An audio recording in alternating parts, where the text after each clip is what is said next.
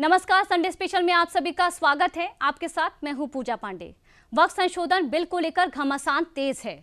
All India Muslim personal law board और AIMIM chief Asaduddin Owaisi समेत विपक्ष ने इस पर मोर्चा खोल दिया है। दिल्ली से लेकर पटना, पटना से लेकर तमिलनाडु में इसको लेकर विरोध प्रदर्शन किया जा रहा है।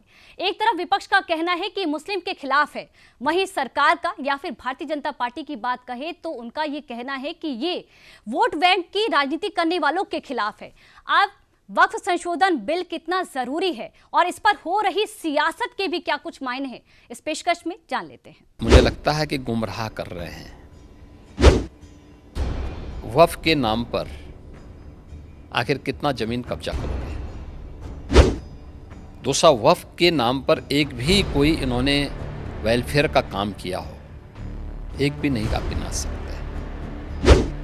देखिए, वक्फ के नाम पे जो भी आता है उसने उस प्रॉपर्टी को अपने व्यक्तिगत स्वार्थ के लिए दुरुपयोग किया है, बेचा है, औने पौने दाम पे बेचा है। महज कुछ सेकंड के इस बयान में सीएम योगी ने ये बता दिया कि वक्फ संशोधन विधेयक देश के लिए क्यों और कितना जरूरी है। वक्फ बोर्ड के कारनामों को गिनाते हुए सीएम योगी का ये बयान उस वक्त आया जब पूरे देश में वक्फ संशोधन विधेयक पर घमासान मचा हुआ है।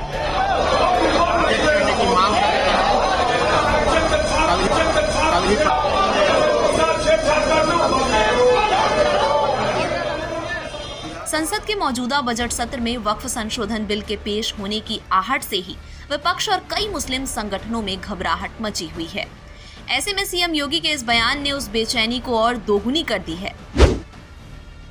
वक्फ के नाम पर आखिर कितना जमीन कब्जा करोगे?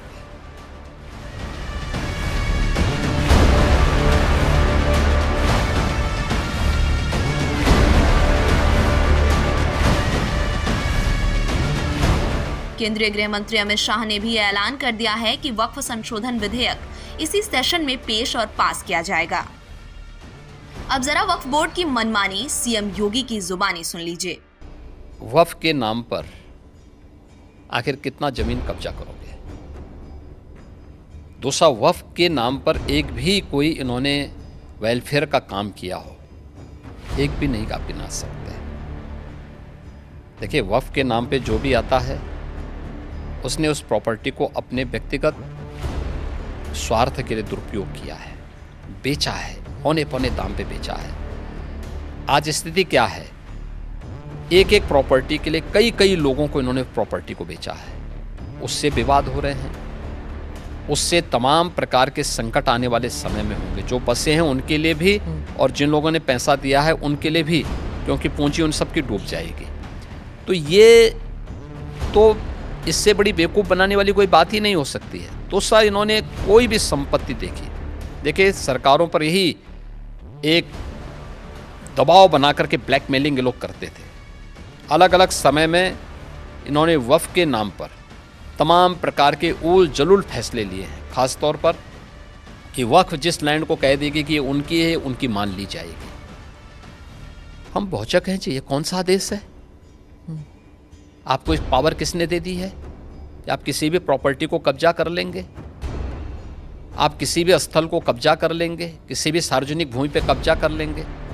तो ये नहीं हो सकता है। ये वक्फ संशोधन अधिनियम जेपीसी ने जो अपनी सिफारिश की है, ये आज की आवश्यकता है और इसको समयबद्ध तरीके से आगे बढ़ना चाहिए और मुझे लगता है देश के हित में भी होगा, मुसलमानों के हित में। दरअसल वक्फ बोर्ड के खिलाफ मुस्लिम संगठन, खास तौर पर all India Muslim personal law board ने पूरे देश में मोर्चा खोला हुआ है। दिल्ली से लेकर पटना तक विरोध प्रदर्शन हो रहे हैं और उस प्रदर्शन को विपक्षी दलों का समर्थन भी मिल रहा है। जरा इन तस्वीरों को देखिए। हाथों पर काली पट्टी बांधे AIMIM chief Asaduddin Owaisi all India Muslim personal law board के विरोध में शामिल हुए हैं। शुक्रवार को अलविदा की आखिरी नमाज थी और all India Muslim personal law board ने देश भर के मुसलमानों से काली पट्टी बांधकर नमाज पढ़ने की अपील की थी। वक्फ तरमीमी बिल 2024 के खिलाफ एहतजाज का सिलसिला जारी है। इस सिलसिले में इस रमजान मुबारक के महीने में जुम्मतुल बया के मौके पर भी आपको अपना एहतजाज दर्ज करवाना है। इस सिलसिले में आपसे दरख्वास्त की जाती है कि जब जुमे की नमाज में जाएं तो अपने दाहिने हाथ में काली पट्टी लगाकर खामोशी के साथ में एहतजाज का मुजाहरा करते हुए मस्जिद में जाएं और उसकी वीडियो खींचकर भी वायरल करें और all India Muslim personal law board के सोशल मीडिया डेस्क पर भी भेजने की कोशिश करें। मुझे उम्मीद है कि आप इस तहरीक में शामिल होंगे। जुमा की नमाज के लिए जब जाएं तो अपने दाएं बाजू पर स्याह पट्टी बांध लें। ये इस कानून पर नाराजगी के इजहार का एक अलामती तरीका है। उम्मीद है कि आप हजरात ज़रूर इस पर अमल करेंगे। हालांकि all India Muslim personal law board के मौलानाओं ने वक्फ संशोधन बिल के मुखालिफत की। जो अपील की थी उस पर देश का मुस्लिम समुदाय बटा हुआ दिखा। कोई अपील पर अमल करता दिखा तो किसी ने विरोध के तरीके को सरासर गलत करार दिया। पहले उन तस्वीरों को देख लीजिए जहां पर काली पट्टी बांधकर विरोध जताया गया।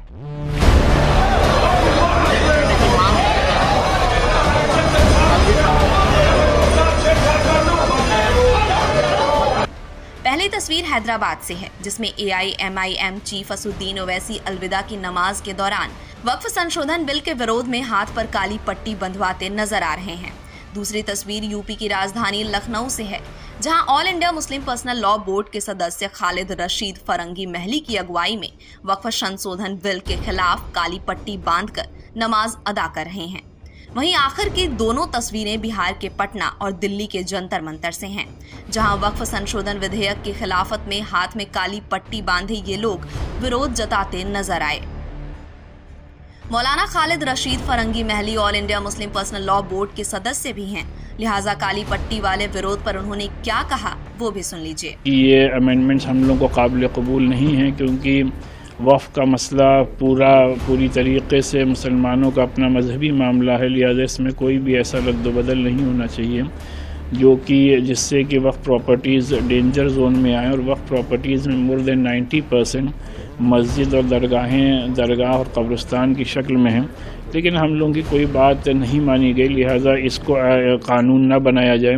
इस सिलसिले में पूरे मुल्क भर में पर्सनल लॉ बोर्ड की जानिब से तहरीक चल रही है और आज जमअतुल अलविदा के दिन बोर्ड ने ये अपील की है कि तमाम मुसलमान अपने दाहिने हाथ पर काली पट्टी बांध करके पुरअमन तरीक़े से मस्जिदों में जाएं, नमाज़ पढ़ें और इस तरीक़े से अपना एक प्रोटेस्ट दर्ज कराएं।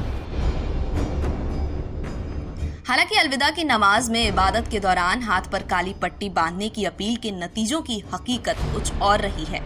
ऑल इंडिया मुस्लिम जमात के अध्यक्ष मौलाना शहाबुद्दीन रजवी बरेलवी ने मुस्लिम पर्सनल लॉ बोर्ड की अपील को सियासत करार देते हुए इसे सिरे से खारिज कर दिया। यही नहीं, इसके खिलाफत करने वाले को अपने निशाने पर ले लिया। पसमानदा मुस्लिम समाज के राष्ट्रीय उपाध्यक्ष वसीम राइन ने भी इस बिल का समर्थन किया है। लोगों को इबादत से हटा करके सियासत के काम में लगा दिया है। काली पट्टी बांधना ये गम की अलामत होती है।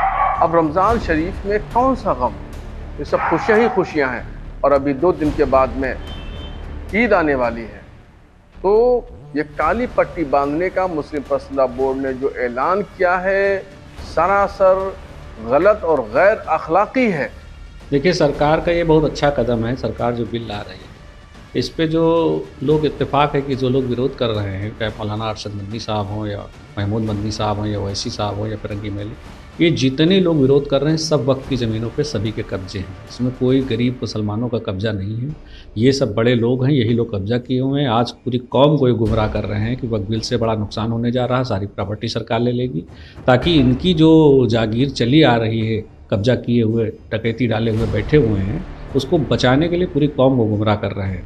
इसमें पसमानदा मुसलमानों का कोई नुकसान नहीं है। ये जो डकैती डाले बैठे हैं, ये ज़मीनें इनसे निकलेंगी तो पसमानदा मुसलमानों को मिलेंगी।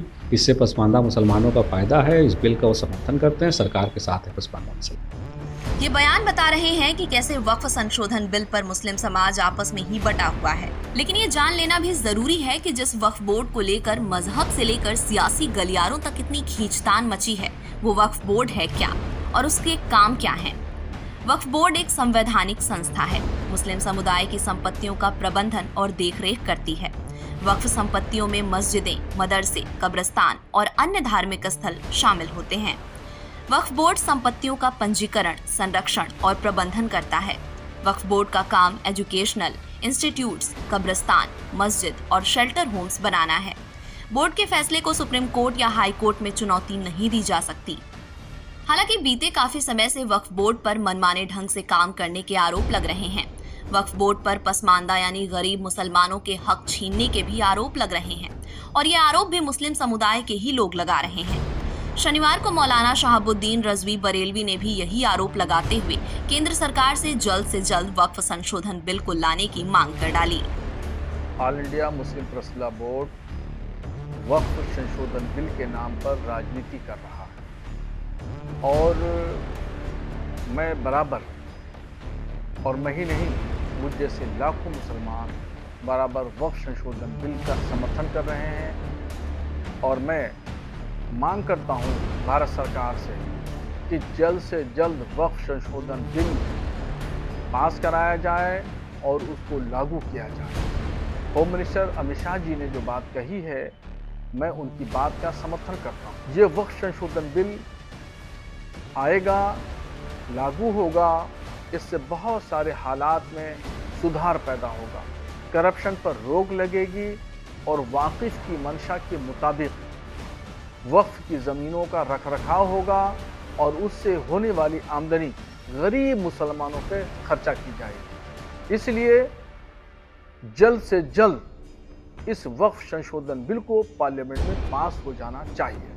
MIM के अध्यक्ष असदुद्दीन ओवैसी साहब ने all India Muslim personal board को जरगमाल बना दिया है, ऐसे कह लीजिए दूसरे अल्फाज में अपहरण कर रखा है और वो सिर्फ अपनी राजनीति रोटियां सेकने के अलावा उनका और कोई मतलब नहीं है। ओवैसी साहब मुसलमानों के, कौम व मिल्लत के कोई हमदर्द नहीं है, उनके दिल में मजहब व मिल्लत का कोई दर्द नहीं है। वो सिर्फ और सिर्फ अपनी सियासी जमीन को, सियासी बिसात को मजबूत करने में लगे हुए हैं। असुद्दीन ओवैसी के खिलाफ उठे ये स्वर सिर्फ मुस्लिम समाज तक सीमित नहीं रही, बल्कि सियासत में भी असुद्दीन ओवैसी के मंसूबों को संदेह के दायरे में घसीटा गया। बीजेपी सांसद मनोज तिवारी ने मुस्लिम नेताओं पर कुछ संगीन आरोप भी लगाए। मुस्लिम नेता मुस्लिम समाज को झूठ बोल रहे हैं, ये बहुत बड़ा पाप कर रहे हैं, अल्लाह भी इनको माफ नहीं करेगा। कल ये लोगों ने नमाज अदा करने वालों को भी काली पट्टी बांधी। सही मायने में ये काली पट्टी मुस्लिम नेता मुस्लिम समाज की आंखों पे बांध रहे हैं। हमने संशोधन किया है, उसमें 10,000 से ज्यादा मुस्लिम समाज के लोगों ने कंप्लेन दी है। आप बताइए, क्या मुस्लिम समाज के कंप्लेन को इस देश में कानून देखेगा नहीं? ओवैसी जैसे लोग मुस्लिम तुष्टीकरण में सिर्फ मुस्लिम समाज को गलत संदेश दे रहे हैं। मैं मुस्लिम समाज को बोलूंगा कि मेरे हिंदुस्तान के मुसलमान भाई बहन ऐसे नेताओं के चक्कर में न आइए जो आपको झूठ परोस रहे हैं। वक्फ बोर्ड और भी मजबूत होगा, कोई नाइंसाफी नहीं होगी। मुस्लिम समाज के बेवा महिलाओं को, बच्चों को उनको अधिकार मिलेगा। इस वक्फ बोर्ड को आप स्वीकार करिए, ये देश के हित में, मुसलमानों के हित में। वक्फ संशोधन बिल को लेकर इतना घमासान क्यों छिड़ा है, इसको समझने के लिए वक्फ संशोधन विधेयक में बदलाव के प्रस्ताव को जानना बेहद जरूरी है। दरअसल वक्फ संशोधन विधेयक में संशोधन के जो प्रस्ताव रखे गए हैं, उसको अगर दोनों सदनों से मंजूरी मिली तो पुराने बिल में बड़े बदलाव हो जाएंगे। पुराने बिल के मुताबिक सेक्शन 40 में रीजन टू बिलीव के तहत अगर वक्फ बोर्ड किसी प्रॉपर्टी पर दावा करता है तो उस जमीन पर दावा करने वाला सिर्फ ट्रिब्यूनल में ही अपील कर सकता है। लेकिन नए प्रस्ताव में जमीन पर दावा करने वाला ट्रिब्यूनल के अलावा रेवेन्यू कोर्ट, सिविल कोर्ट या हाई कोर्ट में अपील कर सकेगा। फिलहाल वक्फ ट्रिब्यूनल का फैसला आखिरी माना जाता है, उसे चुनौती नहीं दी जा सकती। लेकिन संशोधन के बाद वक्फ ट्रिब्यूनल के फैसले के खिलाफ हाई कोर्ट में अपील की जा सकेगी। पुराने कानून में किसी जमीन पर मस्जिद हो या उसका उपयोग इस्लामिक उद्देश्यों के लिए हो तो ऑटोमेटिक वक्फ की संपत्ति हो जाती है। लेकिन नए कानून में जब तक किसी ने वक्फ को दान में जमीन नहीं दी हो, उस पर भले ही मस्जिद बनी हो, पर वो वक्फ की संपत्ति नहीं होगी। पुराने कानून में वक्फ बोर्ड में महिला और बतौर सदस्य अन्य धर्म के लोगों की एंट्री नहीं होगी। नए प्रस्ताव में वक्फ बोर्ड में 2 महिलाओं और अन्य धर्म के 2 सदस्यों को एंट्री मिलने की बात कही गई है। बदलाव के ये प्रस्ताव ही मुस्लिम संगठनों के बेचैनी का कारण है। जेपीसी के चेयरमैन जगदम्बिका पाल ने जिस दिन लोकसभा में जेपीसी की रिपोर्ट पेश की, तब से ही वक्फ बिल को लेकर जुबानी वार पलटवार और बढ़ गया है। बीजेपी वक्फ के मसले को लेकर सियासत करने वालों पर लगातार हमलावर है।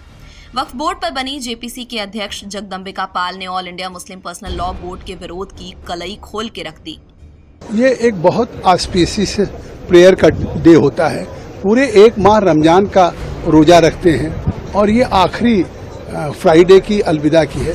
तो ये पॉयस एक प्रेयर है और उसमें all India Muslim personal law board काली पट्टी बांधने के लिए कह रहा है। क्या ये ट्रेड यूनियन है क्या? और काली पट्टी बांध करके किसके खिलाफ प्रोटेस्ट? जब आप जा रहे हैं एक प्रार्थना करने गॉड के या अल्लाह के नाम और उस समय आपसे कहा जा रहा है काली पट्टी बांधिए, तो उनके खिलाफ मतलब काली पट्टी बांध करके आप प्रेयर ऑफर करने के लिए कह रहे हैं या देश में अव्यवस्था फैलाने की कोशिश कर रहे हैं कि आखिर ये राजनीति क्यों हो रही है? अभी तो अमेंडेड बिल भी नहीं आया है। अमेंडेड बिल लोकसभा में आएगा और सरकार ने बार बार कहा कि हम एक बेहतर वक्फ के लिए बिल ला रहे हैं जिससे कि गरीब, पसमानदा, आम बच्चों को, खवातीन, महिलाओं को फायदा हो। उस फायदे के लिए ला रहे हैं। बिल आ जाए, पास हो जाए, उसके बाद अगर वो किसी बात से उनको लगे कि किसी अमेंडमेंट से नुकसान हो रहा, तब तो प्रोटेस्ट करना चाहिए। मुझे लगता है कि केवल राजनीति कर रहे हैं, देश के मुसलमानों को गुमराह करने की कोशिश कर रहे हैं, आंदोलन पैदा करने की कोशिश कर रहे हैं। All India Muslim personal law board ने पहले भी 17 मार्च को दिल्ली में वक्फ संशोधन बिल के खिलाफ प्रदर्शन किया था। मुस्लिम पर्सनल लॉ बोर्ड ने एक बार फिर देशव्यापी आंदोलन शुरू की है। आंदोलन के पहले चरण में 26 मार्च को पटना में आंदोलन को अंजाम दिया गया। उस आंदोलन को भी AIMIM सांसद असुद्दीन ओवैसी का समर्थन मिला था।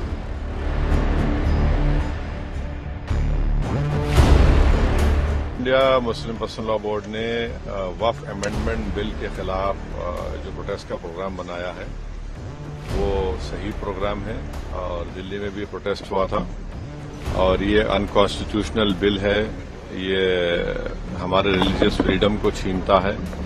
ये मुसलमानों के वक्फ बोर्ड में नॉन मुस्लिम्स को मेंबर बनाकर उनके उसके एडमिनिस्ट्रेशन में, उसके चलाने में एक रुकावट पैदा करता है। तो ये वायलेशन है आर्टिकल 14 का, आर्टिकल 26 का और आर्टिकल 25 का।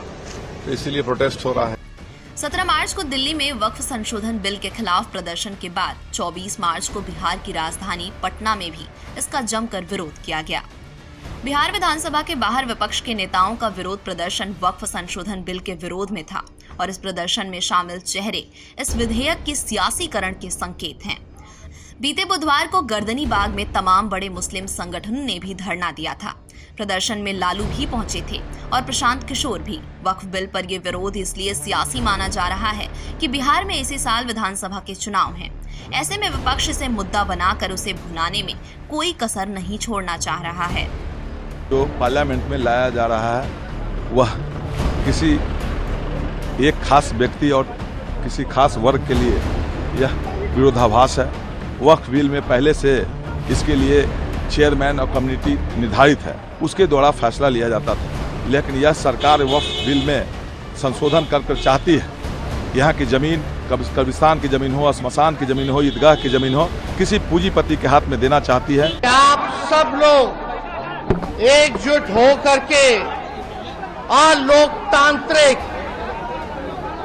संवैधानिक, गैर संवैधानिक जो बिल लाया गया है इसके विरोध में आप सब लोगों का महाजुटान हुआ है। हम आप सबको बोल दें कि हमारी पार्टी राष्ट्रीय जनता दल, हम लोगों के नेता लालू प्रसाद यादव जी आज यहां बीमार अवस्था में भी आप लोगों का साथ देने यहां हम सब लोग आपके हाथों को मजबूत करने के लिए यहाँ पहुंचे हैं और हम लोग किसी भी कीमत पर, चाहे सत्ता रहे या जाए, इसकी हम लोगों को परवाह नहीं है।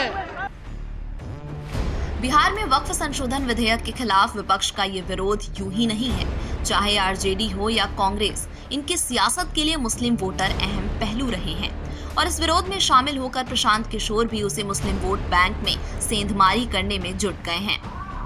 इसी साल अक्टूबर-नवंबर में बिहार विधानसभा का चुनाव होना है। बिहार में करीब 18% मुस्लिम वोटर हैं। कई सियासी दलों की नजर उसी 18% मुस्लिम वोटरों पर है। प्रशांत किशोर पहले ही ऐलान कर चुके हैं कि 243 सीटों वाले बिहार विधानसभा के अगले चुनाव में उनकी पार्टी से 40 उम्मीदवार मुस्लिम वर्ग से होंगे। यही वजह है कि बीजेपी और एनडीए में उसके सहयोगी दल के नेता विपक्ष के इस विरोध को तुष्टीकरण की कोशिश बता रहे हैं। आपके सदस्य उस समिति में मौजूद हैं, जेपीसी में मौजूद हैं, जितनी बातें आपको रखनी थी मौका सबको दिया गया। उसके बाद भी इस तरीके का माहौल बनाना, मतलब सोची समझी रणनीति के तहत विपक्ष के कई सांसद, कई नेता, कई दल ऐसे हैं जो ये माहौल बनाना चाह रहे हैं कि ये वक्फ संशोधन बिल जो है ये मुसलमानों के खिलाफ है। मेरी समझ के परे है कि इस तरीके से मुसलमानों के बीच में आप अपनी राजनीतिक रोटियां सेकने की सोच से, और कौन कौन से दल नहीं है, कांग्रेस जैसी पार्टियां, राजद जैसी पार्टियां, सपा जैसी पार्टियां, किसी भी चीज का विरोध या किसी भी चीज का सपोर्ट उसके मेरिट के आधार पर करना चाहिए। हर चीज में कुछ न कुछ अच्छा होता है, कुछ न कुछ बुरा होता है। तो वक्फ बोर्ड कानून में भी जो संशोधन की बातचीत चल रही है, अगर कुछ अच्छाई होना है तो राजद के लोगों को सिर्फ इसलिए कि मुसलमान भाई को हमें खुश करना है, इसीलिए जाके धरना पर बैठ जाओ। वक्फ बिल को लेकर विपक्ष का विरोध केवल बिहार तक सीमित नहीं है। तमिलनाडु की डीएमके सरकार ने भी गुरुवार को वक्फ संशोधन बिल के खिलाफ विधानसभा में प्रस्ताव पारित किया है। डीएमके सरकार ने केंद्र सरकार से बिल वापस लेने की अपील की है। பிற்படுத்தப்பட்ட மிகவும் பிற்படுத்தப்பட்ட மக்களை வஞ்சிக்கிறது. நீட் மற்றும் தேசிய கல்விக் கொள்கையானது அடித்தட்டு மக்களை பாதிப்பதாக அமைந்திருப்பதை அனைவரும் அறிவோம். இந்த வரிசையில் கொண்டு வரப்படும் வக்ஃப் வாரிய சட்ட திருத்தமானது சிறுபான்மை இஸ்லாமிய மக்களை வஞ்சிப்பதாக அமைந்துள்ளதை நாம் கடுமையாக எதிர்க்க வேண்டும். அதற்கான தீர்மானத்தை இம்மாமன்றத்தில் நான் முன்மொழிய இருக்கிறேன் என்பதை முன்னுரையாக தெரிவித்துக் கொள்கிறேன். स्टालिन ने वक्फ बिल का विरोध तमिलनाडु विधानसभा में तो कर दिया, लेकिन संसद में ये बिल पास होकर आएगा तो इसे मानने के अलावा इन दलों के पास कोई दूसरा रास्ता नहीं होगा। लेकिन सीएम के स्टालिन ने विधानसभा में वक्फ संशोधन विधेयक के खिलाफ प्रस्ताव पारित किया तो उसको यूपी से विपक्ष का समर्थन जरूर मिला। दिलचस्प बात यह है कि विरोधी दल के जो नेता वक्फ संशोधन विधेयक पर जेपीसी का हिस्सा थे, वो भी इस बिल का विरोध कर रहे हैं, जबकि जेपीसी की रिपोर्ट में उनके सुझाव भी शामिल हैं। सभी को करना चाहिए। ये फेडरल स्ट्रक्चर पर हमला है। अगर आज ये काम नहीं करोगे तो कल स्टेट की सरकारें बेकार हो जाएंगी, पंगु हो जाएंगी।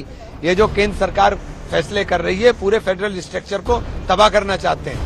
जी नहीं, हमने ये बिल देखा है, पढ़ा है, समझा है और जो जेपीसी के मेंबर्स जो विपक्ष की तरफ से थे उन सब से हमारी चर्चा हुई है। बिल किसी के पक्ष का नहीं है, बिल सिर्फ डीएम को ताकत देने का है और जो हमारे इदारे हैं, वक्फ की जो ज़मीनें हैं उनको हड़पने का एक नया हथकंडा सरकार ने लेके आई है इस बिल के द्वारा। तो हम इसके पुरजोर तरीके से विरोध में हैं, पहले भी और अब भी, जब भी आएगा इसका विरोध करेंगे।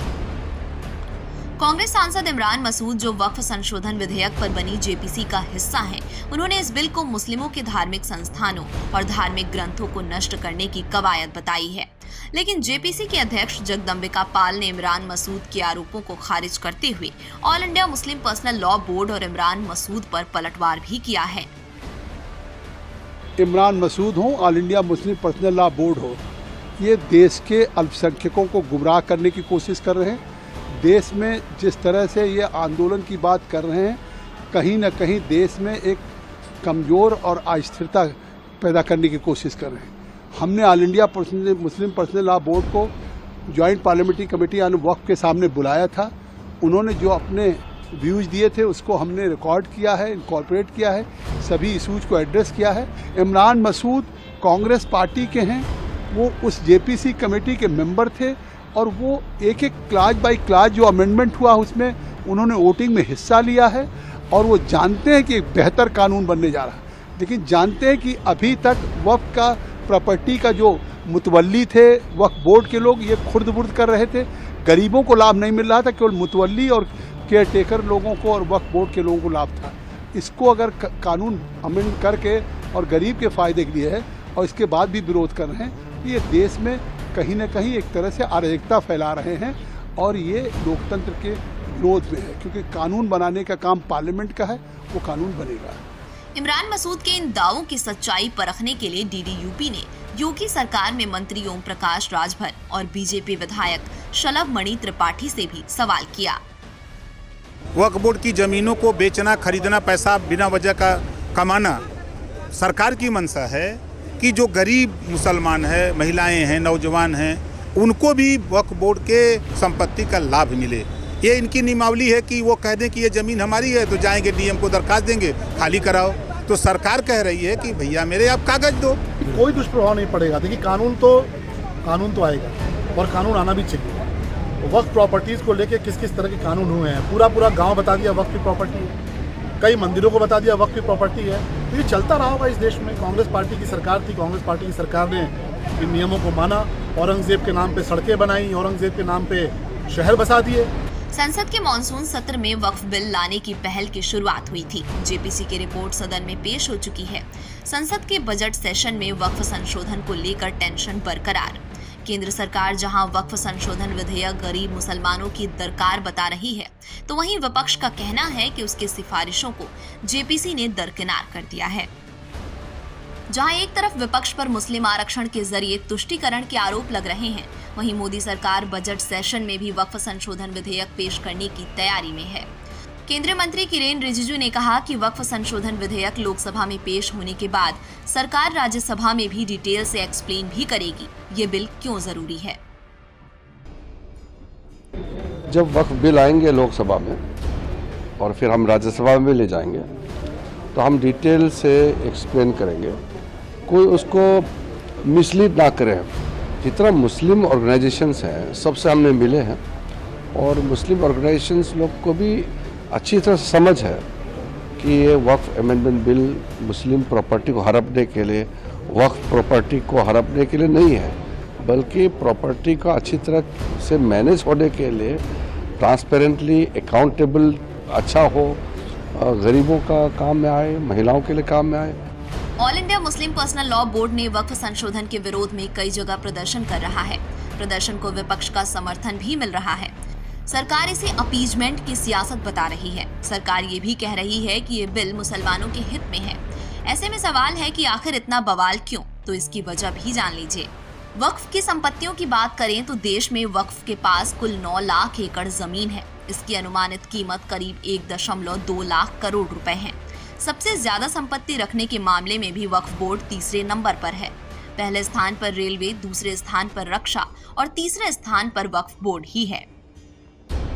भारत में कुल 30 बोर्ड हैं जो अपने अपने राज्यों में वक्फ संपत्तियों का प्रबंधन करते हैं। ये जमीन वक्फ की है, वक्फ ही इसका मालिक है। किसी जमीन पर वक्फ अगर ऐसे दावे करता है तो उसके खिलाफ मामला हाई कोर्ट या सुप्रीम कोर्ट नहीं जाता है, बल्कि उसी के ट्रिब्यूनल में ही सुनवाई होती है, बाकी देश की किसी भी अदालत में नहीं। ऐसे में वक्फ के फैसले न्याय संगत होने पर सवाल उठते हैं और कहा जाता है कि इसका सबसे ज्यादा खामियाजा भी गरीब मुसलमान को ही भुगतना पड़ता है। यही वजह है कि वक्फ संशोधन बिल को मौजूदा समय की जरूरत बताई जा रही है। देखिए, वक्फ संशोधन बिल को संसद के टेबल पर रखा जा रहा है और सरकार की उम्मीद है कि इसे पास भी करा लिया जाएगा और विपक्ष की तरफ से अलग ही स्ट्रेटेजी है। अब चुनौतियों के बीच किस तरह से वक्फ संशोधन बिल को लेकर जो परिणाम है वो देखने को मिलेंगे, ये देखने वाली बात होगी। संडे स्पेशल में मेरे साथ फिलहाल के लिए इतना ही। बाकी खबरों के लिए आप देखते रहिए, बने रहिए दूरदर्शन उत्तर प्रदेश के साथ। नमस्कार।